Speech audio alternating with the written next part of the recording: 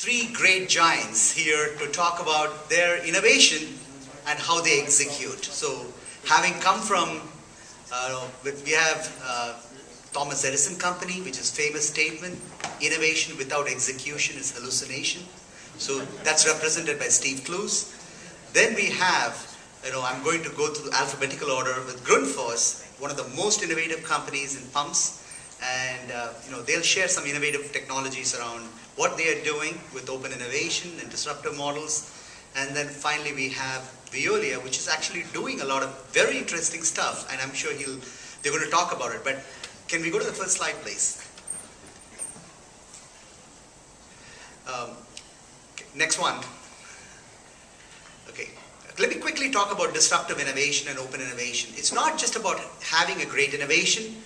It's about having a business model that goes with the innovation. What I found lacking this morning, I keep saying that in every conference, is nobody talked about cost. Every company which presented here, I said, we were sitting and saying, where is the cost? So that's the first thing. You're asking for money, please be, why are you different? And so when you talk about not just innovation, but to have a business model that is workable, you need to know what the cost is. So for the companies who did not share the cost numbers, please do, because that's important if you're trying to raise money. And nobody talked about competing technologies, and also, when you're talking about financials, nobody talked about a little bit about what they are doing with respect to how they are raising or whatever it is, a little bit more. I think financial numbers are extremely critical when you're trying to raise. So can we go to the next one, please? Oh, I'm sorry. I didn't see this one. Okay, sorry. Today, I've asked the panel members to talk about disruptive innovation. What are the transformational technologies that they are seeing? What they are doing about it? Open innovation, reaching out beyond their own fence, like organic growth versus what they are doing by partnering and bringing in external technologies to do something innovative. And of course, all of them are in the acquisition mode, which is very good for the startup companies. So guess what? They're going to cut a check. So here, these are some of the few players who have cut some big checks. So, how they do it, why they do it, and they'll share something about that. And how they are partnering with global partnership and alliances. You've got Harry come and talk about, how they're opening up their utilities, and American Water talked about how they're partnering and so on. When you do this, there are each models, how to finance it. And so they'll talk a little bit about how they're helping, partnering with these companies, where the startup companies are having issues with respect to raising money and so on. And of course, most importantly, it's a regulated industry.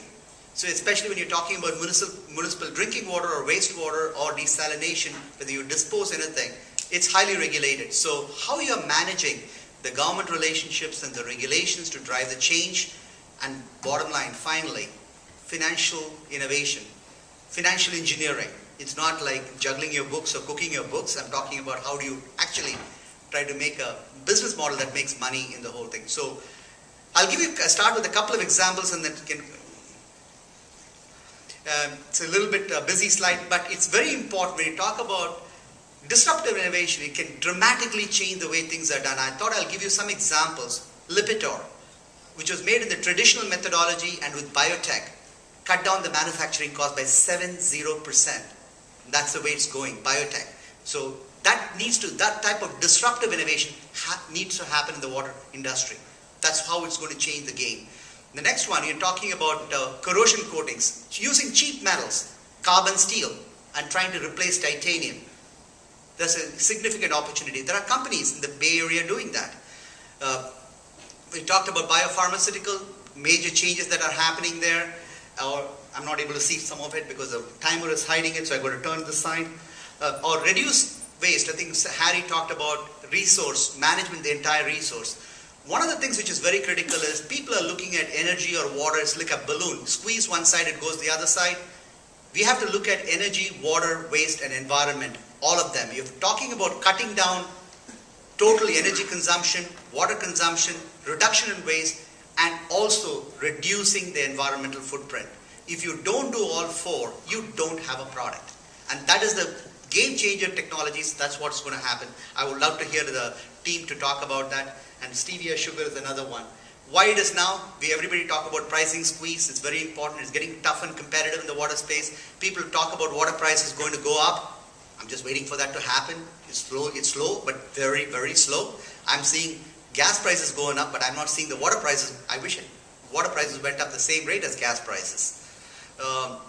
Same thing, people need to increase their margins, so there's a lot of challenges around that. When you talk about extracting energy, a lot of people talked about extracting energy from wastewater. A lot of organics, a lot of energies in the wastewater. We really need to look at technologies which addresses all kinds of waste.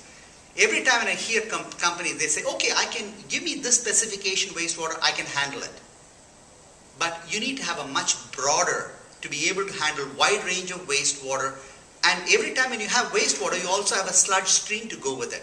So you need to have not just a wastewater treatment technologies, but also sludge management technologies integrated. I was very happy to see there are some companies today which presented some technologies in that particular area. So I see a significant value proposition when you try to do solid and liquid waste management, and of course hazardous waste management. That's a big, big thing. There's nothing like waste. It's only value that we have not captured yet. So we absolutely need to start looking everything as a resource, how we can capture it. So with that, I'm going to basically move on to the speakers. Let me start with Steve Kloos. Steve doesn't need any introduction, and G doesn't need an introduction. Steve. All right, thank you very much, Ramesh. So a little bit about GE and how we think about innovation, and innovation is maybe kind of a keyword for not invented here, not invented inside of GE. We know that there's more R&D being developed outside of GE than within. GE is a big company. We do a lot of R&D related to water within our water business as well as in corporate, arguably as much as anybody else in the world. But still, the amount of R&D we do compared to the global total of R&D is just a teeny, teeny bit. But the good news is most of that other R&D, maybe not the stuff at Veolia or Siemens, but most of the other R&D is accessible to us if we're smart and we go about it a wise way. So we can think about really the global R&D, much of that is really can be viewed as an extension of what we do. So there's a lot of work that happens at research institutes, universities, startups, and so on. We can, at least theoretically, access all of that if we wanted to, and if we could work that out, it makes sense. And something that's unique about GE, I think, is that we are really focused as being a technology provider. We sell products and services. What we don't do is big, we're not an EPC. We're not going to be taking bids for big seawater desal projects. We own some seawater plants. We have some build-own-operates that we run.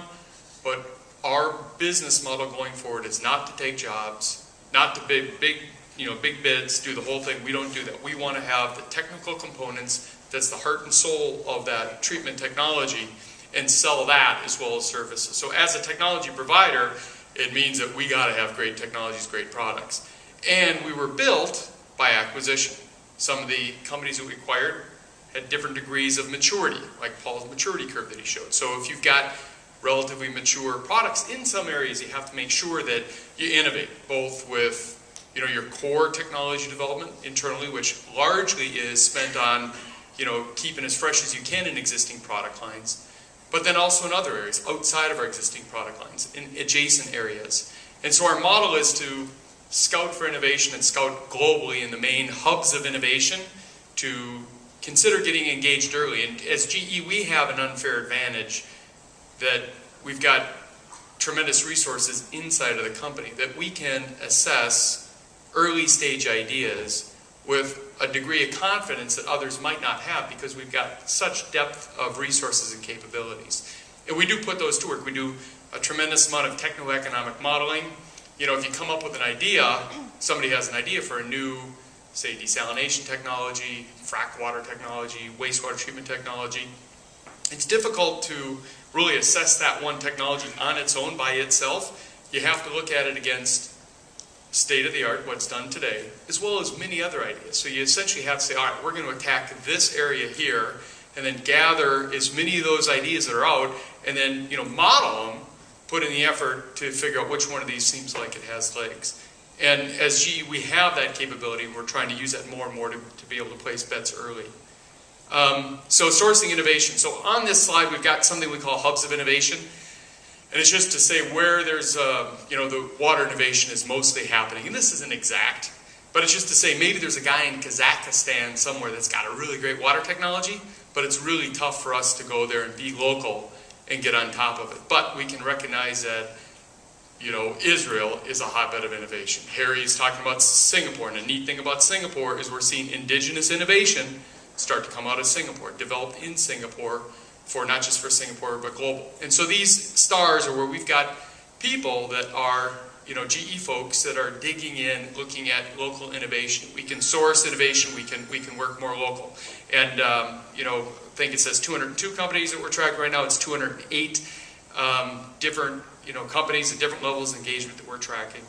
So that provided the water coming out of the shower head might have come out of a Grundfos pump. So we're all over. So we're the best kept secret. We're always in the basement.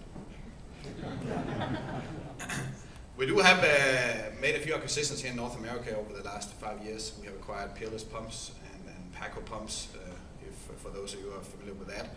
We are 18,000 people in the company today, and we are a Danish company. In the US, we have a revenue around $500 million US, and the ambition is to take that into $1 billion US in the next 5 years. Are we going to be able to do that all by organic growth? No. Are we going to need some partners to do that with? Yes. And that's why we're here to talk to you as well. So we are actually more than pumps. And since we are a private company and we are debt free, we can take some other risks when we talk to startup companies. I think we probably have maybe a different model than GE has and Veolia. We look more long term when we do investments.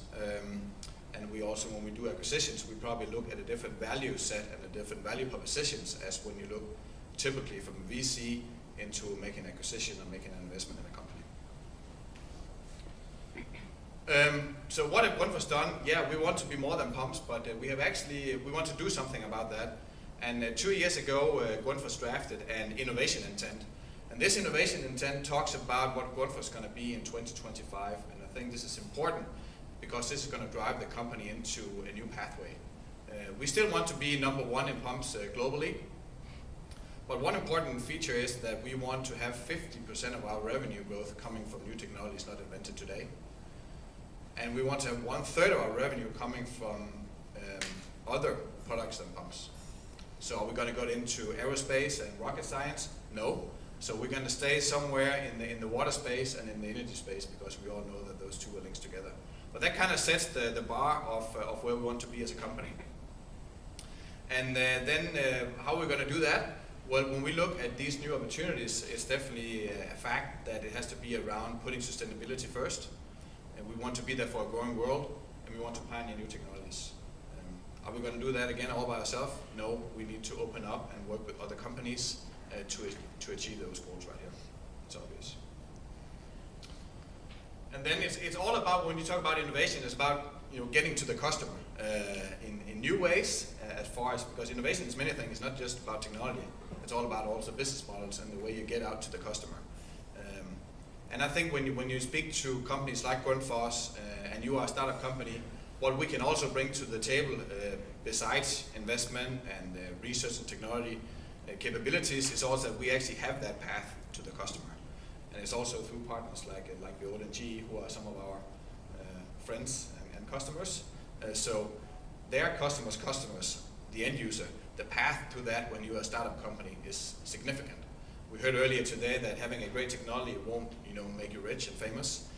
You actually need to get to that customer. And having access to the channel and work with companies like us who know the end user and have that path, that can be a game changer when you talk about this.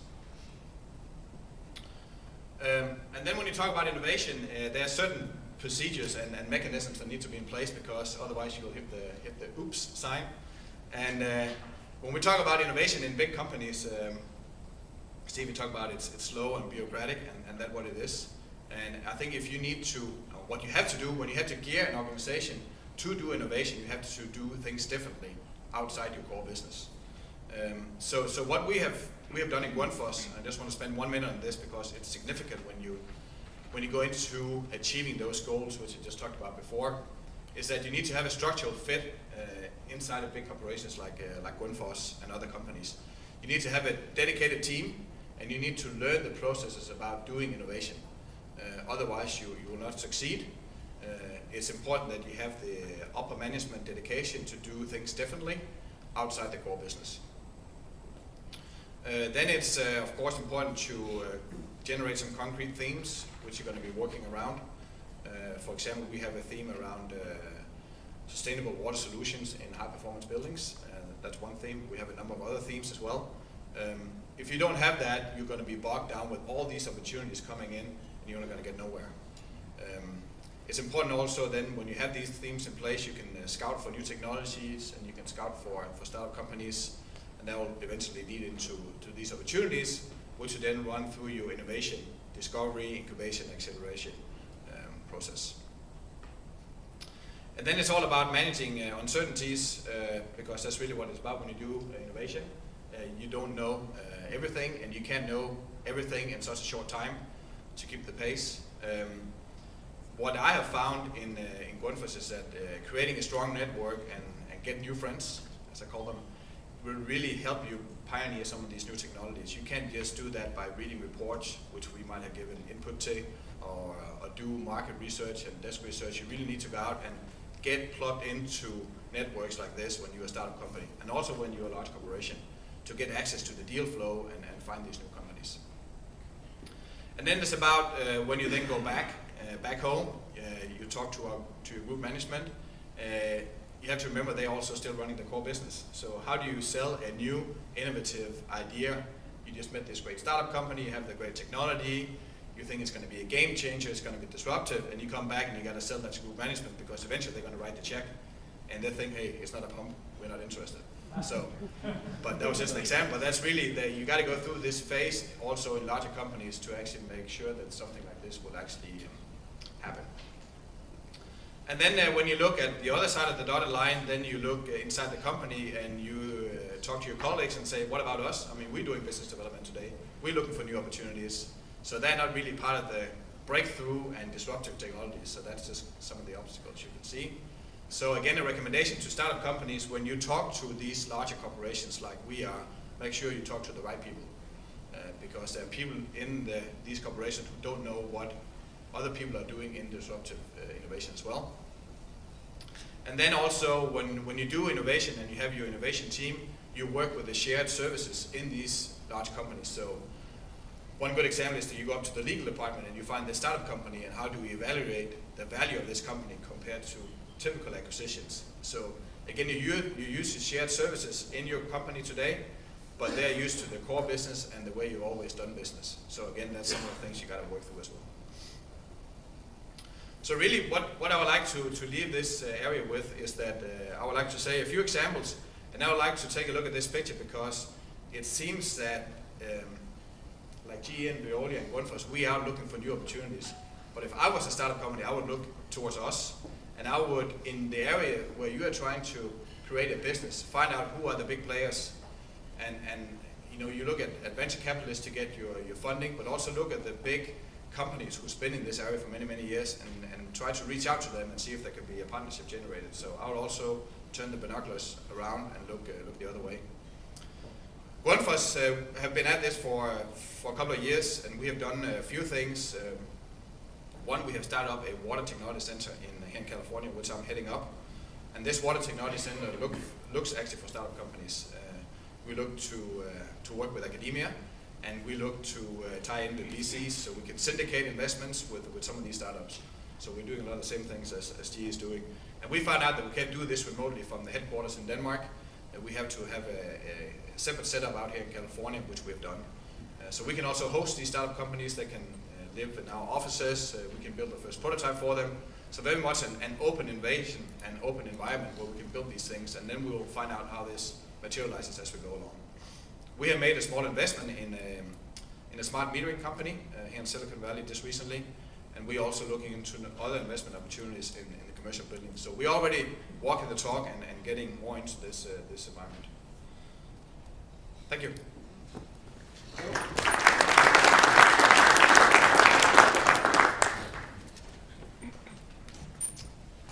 Great, thank you. And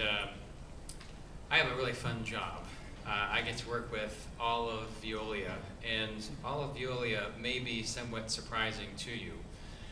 For everyone in the room, you're very familiar with us in water.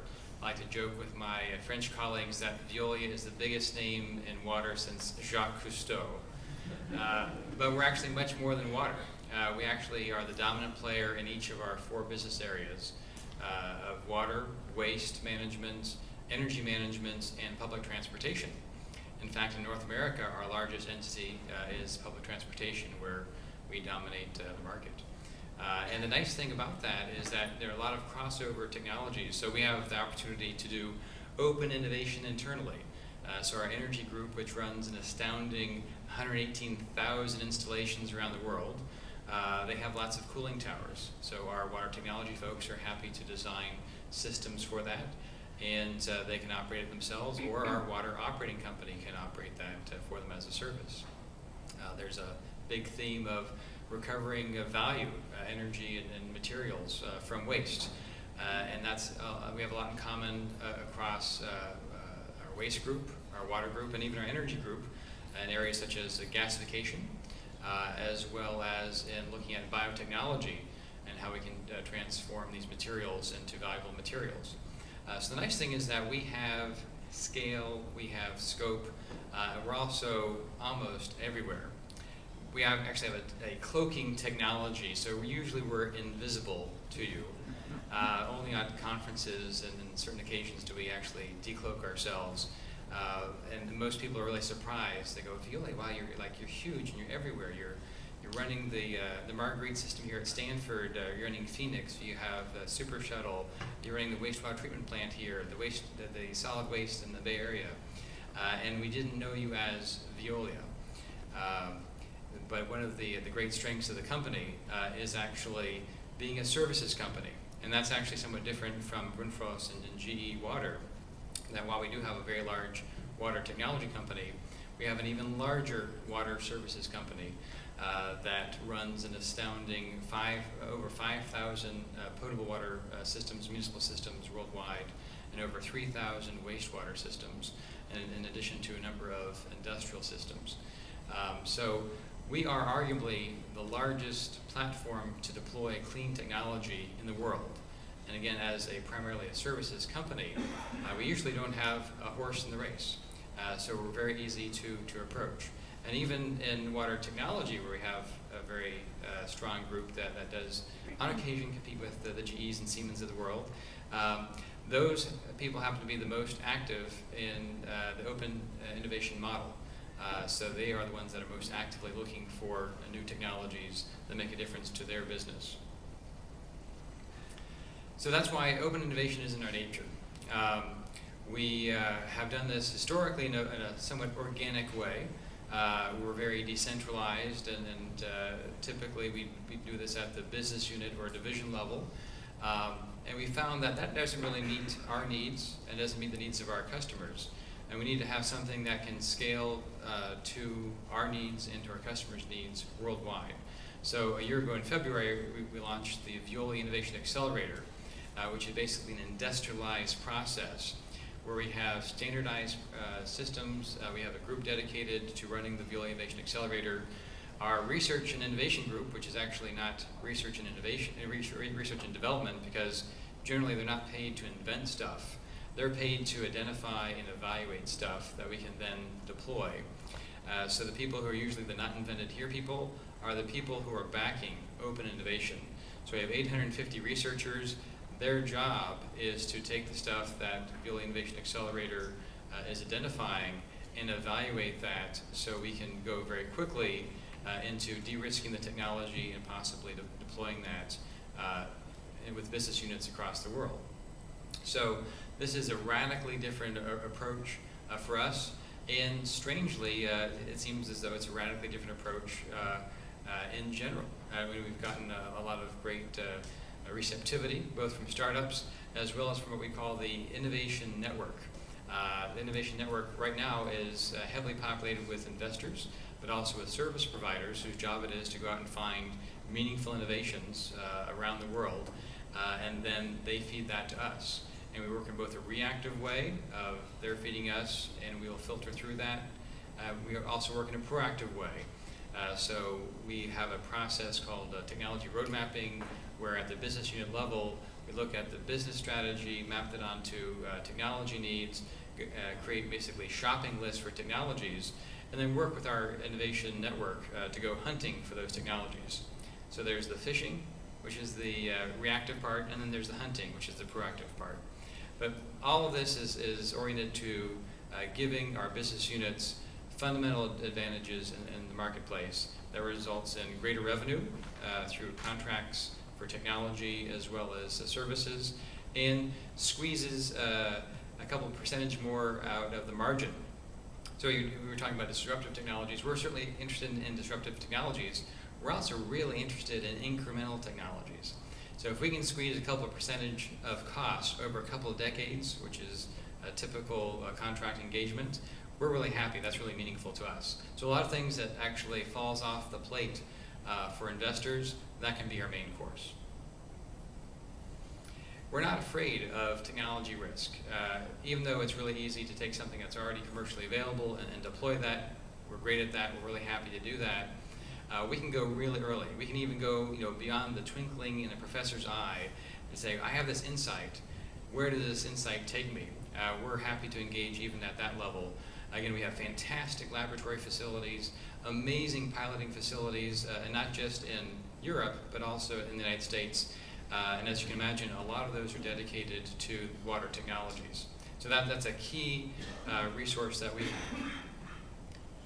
Another aspect that is perhaps somewhat surprising and different from GE and Grundfos is that historically, we only had basically one tool in our toolkit to engage startup companies, and that was a checkbook.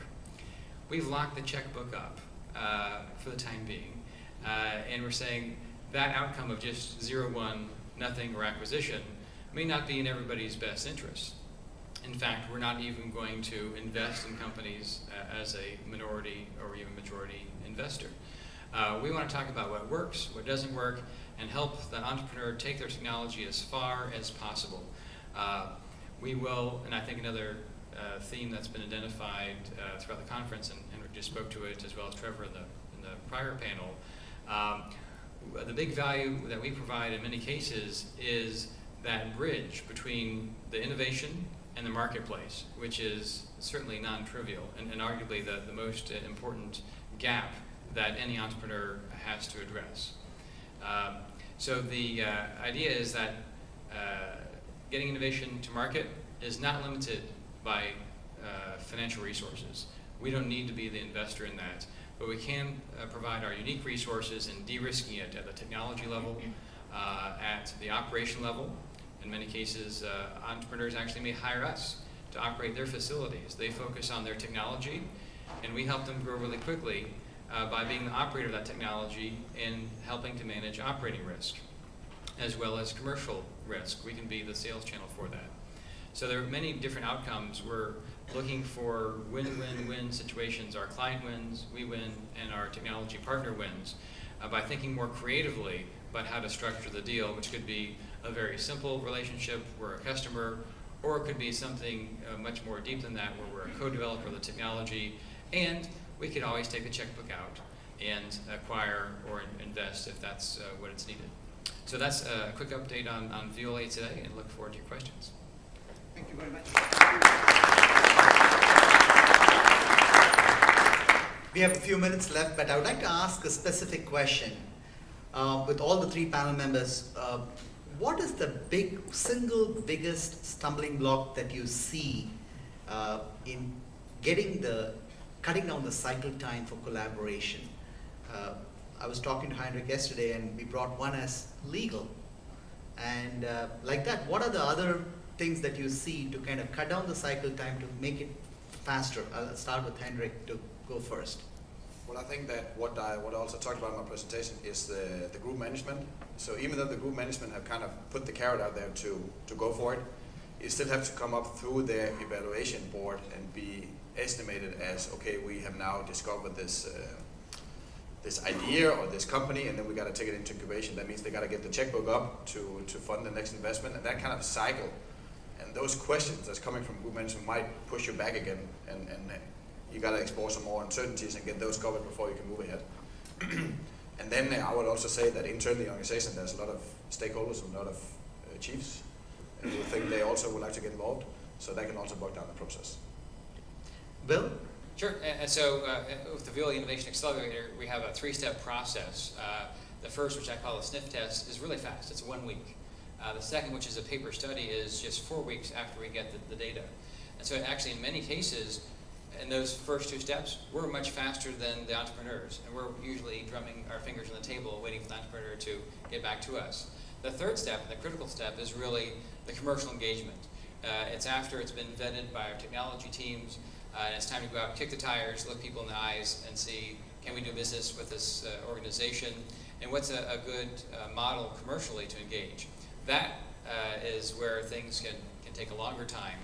And the complexity that we face, which is perhaps somewhat unique, is that we have so many different vectors. We have so many different business units with varying interests. Some just want to be a customer. Some want to acquire it, before we finish the evaluation. So for us, I think the challenge is getting those vectors aligned and getting to that final, what we call step 3 decision more quickly. Steve? Yeah, no, I think it's it's 2 things. It's figuring out, is this a good deal to do, and then secondly, having a strong internal champion. So figuring through this is going through what are the economics, how can we engage, how can we make money, are we sure to some degree of confidence that this technology is a good technology and it seems like it can have good advantage. So you think that through, and then from what I do, I need a champion in one of 3 areas, either one of our product line leaders, we've got like 10 different product lines, one of those product line leaders, or one of our vertical, we've got like 7 key market verticals, we've got vertical leaders there, mining, oil sands, et cetera, or a regional leader, and a regional is a key region, not North America is not really a region, but in a key emerging region, Middle East, China, for example. So I need a champion in one of those areas that's jumping up and down saying, yep, this is it, great, that's a business champion I can work with, we got this story pulled together, then we can go. If you were to give advice to the startup companies who are here, quick sound bites, top 2 things that you would, you'd make your job easier and also help them to fast track. What are the top 2 things that you would tell them? Heinrich? Proof of concept and the first paying customers for pilots. Proof of concept, that means they have to show that to you, or is it you're going to be partnering with them to show that to them? If they can show that to us, and they can also show that actually the pilots have been installed and the customers actually paid for those, that's a great advantage to move ahead. Okay. Bill? So keep it simple, both on the technology side as well as on the business model side. We see a lot of Rube Goldberg types of contraptions, and there may be elements that have greater value than the whole. So don't be afraid to rethink things to simplify. Quantified value proposition, that's the toughest thing to do. What is really the value proposition? Quantified value proposition is really, really tough. And then if there's something, number 2 would be is companies can be very focused on what they do, what they have, but they don't know that there's kind of other stuff that is trying to tackle the same solution, and get them to be a little bit open and think about those other ways. And that fits back to the quantified value proposition, why that value proposition is the right one. Okay. Now, shall we put them on the spot? They have looked around the world for technologies and so on. So I'm going to ask them a prediction. What do they see as the top 2 technologies in the water space the next 10 years? I'll start with Heinrich. So 2 technologies that you see are going to change the water industry. What are they? I'm going to say 3, and I'm going to talk about 3 Sure, areas. it's fine. So, Go ahead. So I think the first one is smart water metering. To get a price on water, which will actually make these business models for water reuse and desalination, to make that happen, we need to have a price on water. To have a price on water, we need to know how much water we're using, real-time, in-your-face data. 2 is water quality. So enable for us to implement reuse equipment and desalination equipment, we need to have technologies in place about water quality. Red light, don't drink it. Green light, it's okay. Today, that process of getting that information takes too long and it's too costly to go to the lab. So equipment and technology who can do that real time.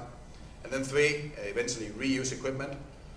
We are a big believer of implementing reuse equipment. So reuse of water we have already used on site for secondary purposes. I think that's really the three key areas that we are focusing on. Bill? Well, I'll throw out two classes of technologies. One building on Hendrix is smart grid for water.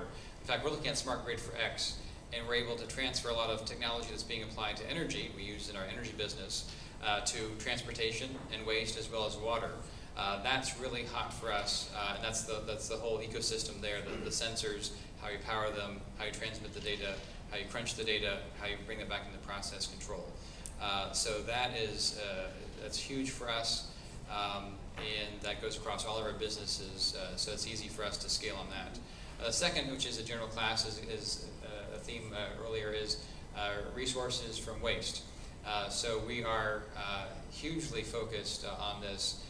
We've announced some deals recently along these lines as well in the wastewater area.